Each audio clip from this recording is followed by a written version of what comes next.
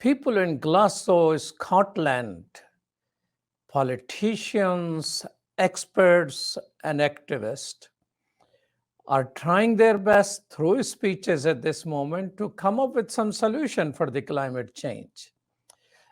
And across the ocean, right here in the United States, there is a Muslim who is keeping the flag of the climate change must be stopped high above. I have the honor of marching with him on the climate change when a big march took place in New York City. Imam Saffet Abid Catovic. Assalamu alaikum. Wa alaikum salam wa rahmatullah, Dr. Mujahid. Wonderful to be with you. Imam Catovic has been a long-time activist for environmental justice against the climate change and is a part of Islamic Society of North America as well as a community organizer. Now tell us, what is happening in Glasgow, Scotland, which gives you hope? What's happening in Glasgow, Scotland, and firstly, coming to you from my home in New Jersey, the ancestral lands unceded of the indigenous people of this area, the Lenape peoples, and we acknowledge and recognize their connection to the earth and their protecting of the earth continuing till today. And they are amongst the people that are attending COP26 in Glasgow, Scotland. I'm very optimistic about the COP which they are attending. That's the COP that's outside of the pavilions where the discussions between the nations of the world are taking place. That's the COP that recognized and put forth in the streets 100,000 people on Saturday in the torrential rains and the heavy winds that are characterizing climate change, in which we're all witnessing these very extreme weather events taking place. I'm very hopeful in those 100,000 that were there, all faiths, all colors, all people of the world, and being led by our youth, being led by those whose future is being determined inside the buildings of COP.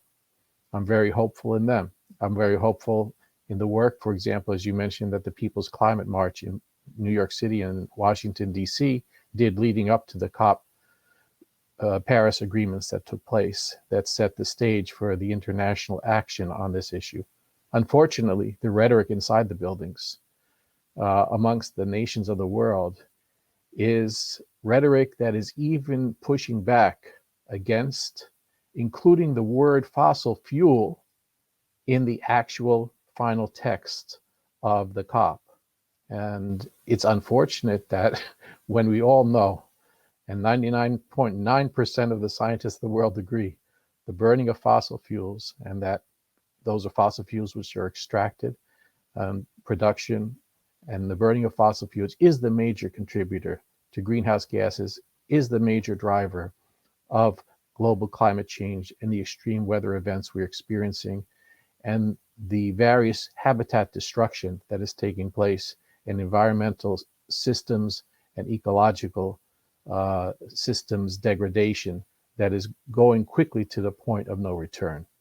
So I'm hopeful for the people that were on the streets. I'm not so optimistic about the leaders that are in Washington, that are in the various capitals of the world, who need to match the rhetoric with action and with time-defined action and measurable actions that need to take place. And the fossil fuel industry, which is based on the extraction of fossil fuels that were produced by many centuries ago or many thousands of years ago, the death of various species, including dinosaurs, need to go the way of the dinosaurs and become extinct. This is the only way we have a possibility as a human society, as all earthlings on this earth, human and non-human, to continue to exist for the future. Fossil fuel industry has more people lobbying inside Glasgow than any nation's delegation. So they definitely will be fighting not to include when the word fossil fuel. But do you expect there is going to be a communique? What is going to come out? What is the expected outcome of this thing? Is it going to be a statement? It's going to be a resolution? Or it is going to be another, as there was a Paris Treaty? On in terms of carbon gas emissions specifically that each nation had committed to and set their own targets. Those are going to be rehearsed again in the outcoming document. And specific action items as to whether or not those targets are being met are going to, for many, be kicked down the road to the next COP. This is the anticipation of the language that is coming out, will be coming out. The People's COP, which is taking place on the streets of Glasgow, is demanding much more. They're demanding an end to the fossil fuel industry, both in terms of its production, no new exploration, no new fossil fuel infrastructure, and a phased out just transition to a renewable energy future. All of this is possible if the will is there. As you mentioned, the lobbyists are going into the COP via the VIP doors and to the areas where the political leaders of the world are discussing and their staff are discussing how to try to come up with language and hopefully plans which will lead to measurable fossil fuel reductions in the future. But those who are on the outside are still very pessimistic about whether or not that will take place. They have been denied access, and despite being denied access, long lines in terms of attempting to get into any of the COP venues, denial of visas, especially from the most vulnerable nations of this world. Despite all of that, 100,000 people have showed up and committed to the future. The youth have committed to a fossil-free future, and they will continue to agitate, to rally, to support, to demand this to take place. China and America are in conflict. They don't quite talk about many things on the same platform, but there was a surprise announcement that the United States and China have agreed to certain things. What are the things which they have agreed to? I'm not on the specifics of that agreement. What I can say is that China, India, Saudi Arabia were amongst the nations actively pushing for the removal of the word fossil fuel in any way, shape, or form from the summary statement which was going to be issued. In fact, China, as well as Russia, boycotted in terms of their national leadership being a part of the COP, the first week of COP, when we had the presidents, the prime ministers, and the leaders of many of the nations of the world come and speak about what their ideas were for a fossil fuel future, for a sustainable future for all peoples. Those countries were specifically absent. You have a lot of emphasis on people outside the COP gathering than those inside. You and I are among those people who are outside. What are the things people can do individually which can reduce the impact of climate change on people and the environment? Two reports ago of the IPCC, that's the International Panel on Climate Change. That's basically the leading scientists in the world. And this report is commissioned by the United Nations in anticipation of the COP, and they recently came out with a new version of that this past summer, is that while major decisions need to be taken at the level of governments in terms of policies for putting an end to fossil fuel production and extraction, and implementing various policies in which there will be a just transition to a renewable and clean energy future. They said it is also important, extremely important, for individuals around the world and communities.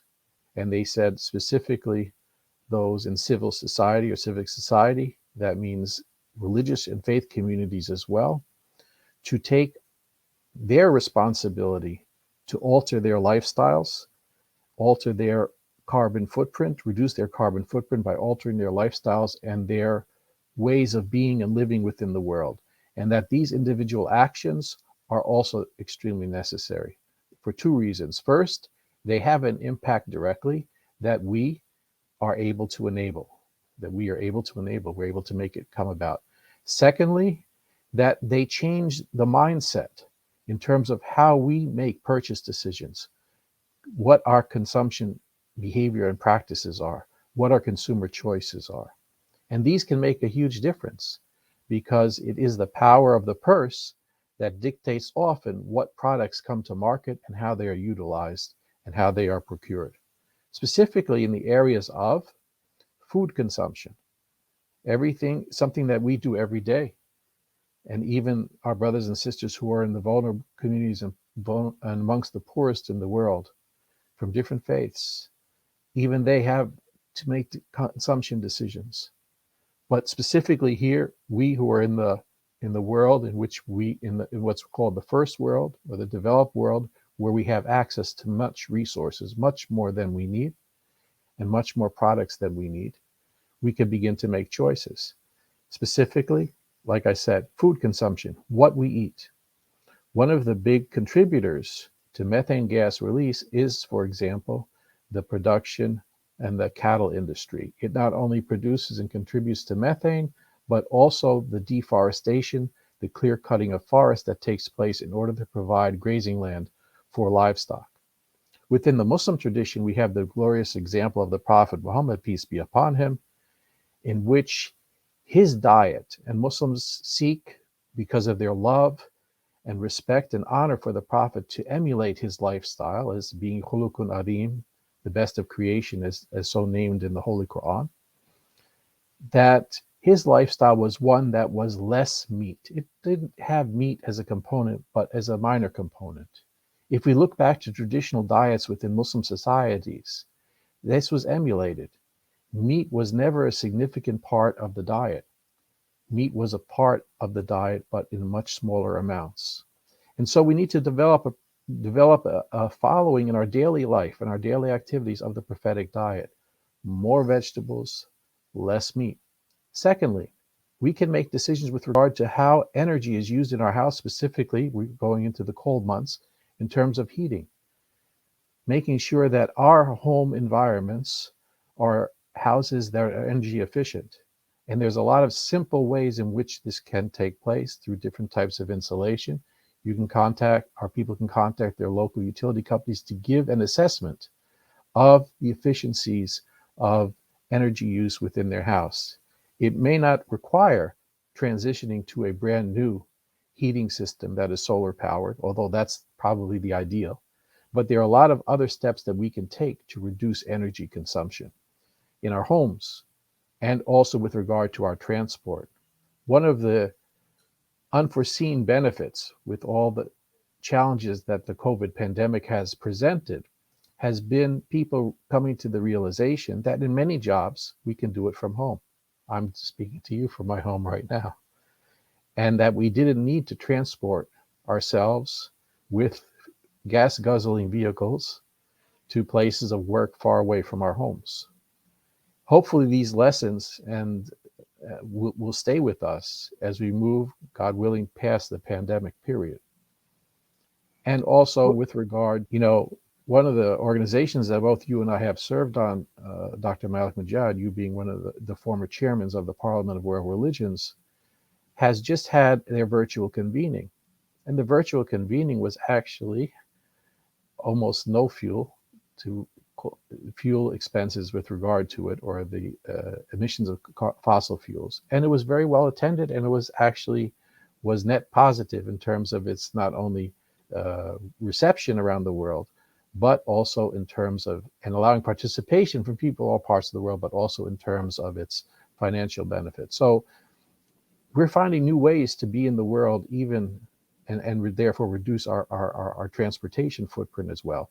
And these are three specific areas, like I said, diet, home energy, and transportation, that people, Muslims in particular, have a responsibility to begin to implement. So we reduce our carbon footprint. We become as those, وَعِبَادُ الرَّحْمَنِ الَّذِينَ يَمْشُونَ عَلَى الْأَرْضِ هَوْنًا, the servants of the merciful, which we all desire to be, are those who walk upon the earth gently.